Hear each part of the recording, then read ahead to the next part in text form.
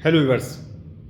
आइए आगे बढ़ाते हैं हमारे उस सिलसिले को जिसमें कि हम अपने पुराने केसेस को रिव्यू कर रहे हैं, एनालाइज कर रहे हैं। इन केसेस को रिव्यू करने का जो असल मकसद है वो ये है कि हम बहुत सारे ऐसे लोग हैं जो इस तरह की प्रॉब्लम्स में मुब्तला है लेकिन उनको प्रॉपर ट्रीटमेंट नहीं मिल पाता है। हमसे वो कांटेक्ट नहीं कर पाते हैं। आमतौर से असल में हमारी जो इमेज है वो कुछ इस तरह की बनी हुई है कि हम सिर्फ अपनी नॉलेज शेयर करते हैं या ज्ञान बांटते हैं, यूँ समझ लीजिए। लेकिन सच ये है कि हम एक प्रैक्टिशनर हैं और नॉलेज स्टडी से भी आती है, लेकिन असल नॉलेज जो ट्रीटमेंट के लिए ज़रूरी होती है वो प्रैक्टिस से आती है। हमारी प्रैक्टिस 37 साल पुरानी है अल्हम्दुलिल्लाह। इसीलिए इस प्रैक्टिस में हमने सैकड़ों ऐसे क्रॉनिक केसेस देखे हैं और अल्हम्दुलिल्लाह ट्रीट किए हैं जिनको कि दूसरी जगह ट्रीटमेंट नहीं मिल पाता है, नहीं समझ आ रही थी उनकी बात। असल में होता क्या है कि ज़्यादातर केसेस को डायग्नोसिस करने के लिए बहुत टाइम लगा दिया जाता है और वो मल्टीपल प्रॉब्लम्स में कन्वर्ट हो जाता है। कई सिस्टम्स उसमें इन्वॉल्व हो जाते हैं, तो फिर उसको ऐसे में कोई एक नाम देना, कोई एक बीमारी मान लेना ज़रा मुश्किल होता है। उस वक्त यूनानी नज़रिए से कैफियत के एतबार से जो आप समझते हैं और ट्रीटमेंट करते हैं तो कामयाबी हासिल होती है। तो बेसिकली हमारा ये वीडियो हमारे उन व्यूवर्स के लिए है जो उनको इस तरह की कोई प्रॉब्लम्स हैं, लेकिन इसमें जो हमारे प्रैक्टिशनर्स हैं उनको भी बहुत सारे नुक्ते, बहुत सारे पॉइंट्स, बहुत कुछ समझने को मिलेगा। बहुत बारीकी से अगर वो देखेंगे समझेंगे तो बहुत कुछ समझने को मिलेगा। लेकिन ये हमारा जो वीडियो है वो हमारे उन रिव्यूअर्स के लिए है जो इस तरह की प्रॉब्लम्स में गिरफ्तार है। आज बात करते हैं हम एक ऐसे केस की जो 15 साल पुराना था और उसको 5 साल तो थोड़ा बहुत ठीक होना, कम ज़्यादा ठीक ऐसा होता रहा, लेकिन पिछले 10 साल से वो बेड रिडन है, यानी बिस्तर पे है, हिल डुल नहीं सकता, चल फिर नहीं सकता। अपनी ज़रूरियात के लिए भी किसी के सहारे से जाना इस हालत पे पहुंच चुका था। उसकी शुरुआती हिस्ट्री कुछ इस तरह से थी कि उसने अपने घर में बहुत ज़्यादा काम किया।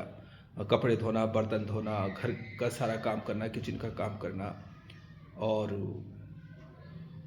इससे होते होते उनको ये ठंड ने घर कर लिया और फिर स्पॉन्डिलोसिस हुई और फिर रीढ़ की हड्डी में उनको दर्द रहने लगा और उसके बाद ये सर्वाइकल स्पॉन्डिलोसिस के बाद उनको चक्कर आने लगे। तो पिछले 10 साल से उनको ये कसम खाकर कहती हैं वो कि एक पल नहीं है कि कान में की आवाज़, कान की सीटी रुकी हो, और हर पल ठंडी हवाओं से, ठंड से बहुत परेशानी। यूटीआई अक्सर हुआ करता था, यूट्रस की प्रॉब्लम अक्सर हुआ करती थी, और मैंने यहाँ रख रखा है रजिस्टर उनका जो हमने ट्रीट किया था। प्रोलैप्स ऑफ यूट्रस की प्रॉब्लम भी उनको रही है, और देखा जाए तो बेसिक प्रॉब्लम उनकी यही थी। चूँकि उनको रतूबत ने, सर्दी ने यहाँ इस ऑर्गन पे असर किया और उसकी वजह से यहाँ पर अबखरे बने। देखिए, आपने बहुत सारे अबखरे की बात सुनी होगी, मैदे से अबखरे उठते हैं, लेकिन तबखीर रहमी भी एक प्रॉब्लम होती है। जो रहम से जब अबखरे उठते हैं, जब वेपर्स यूट्रस से जब वेपर्स ऊपर की तरफ उठते हैं तो उसका असर दिमाग पे होता है, दिल पे होता है, और अलामात या सिम्टम्स वहाँ पे आते हैं। अगर आप उस सिस्टम को वहाँ नहीं देख पाते हैं, वहाँ नहीं समझ पाते हैं, वहाँ रिलेट नहीं कर पाते हैं, तो आप ट्रीटमेंट भी नहीं कर पाएंगे। इसलिए इसमें होलिस्टिक अप्रोच का होना बहुत ज़रूरी है, यानी कि आप जिस्म को एक इंटीग्रेटेड बॉडी की तरह से समझें और इसके कनेक्शंस को समझें। तो इसको समझा। वो कभी ऑर्थोपेडिक्स के पास जा रही हैं, कभी न्यूरोलॉजिस्ट के पास जा रही हैं, कभी एनटी के पास जा रही हैं, सब जगह एक मुद्दत तक, यानी आप सोच लीजिए 15 साल किसको कहते हैं, सब जगह किया तो वह बेड रिडन हो गई, अल्टीमेटली हिम्मत हार गई। लेकिन कहीं से किसी तरह से हमसे कांटेक्ट हुआ। हमने इस केस को कैफियत के एतबार से सर्दी और तरीका केस मान करके और तबखीर रहम का आर्जा मान करके और ट्रीटमेंट शुरू किया। अल्हम्दुलिल्लाह आज वो बिल्कुल ठीक है। और वो अब इतनी घूमती फिरती हैं, घर से बाहर निकलती, वो कहती हैं कि मैं उड़ी उड़ी जावा। बहुत खुश हैं, बहुत खुश हैं अल्हम्दुलिल्लाह। इंडिया से बाहर भी टूर करके आई हैं, जो घर से बाहर नहीं निकल सकती थी।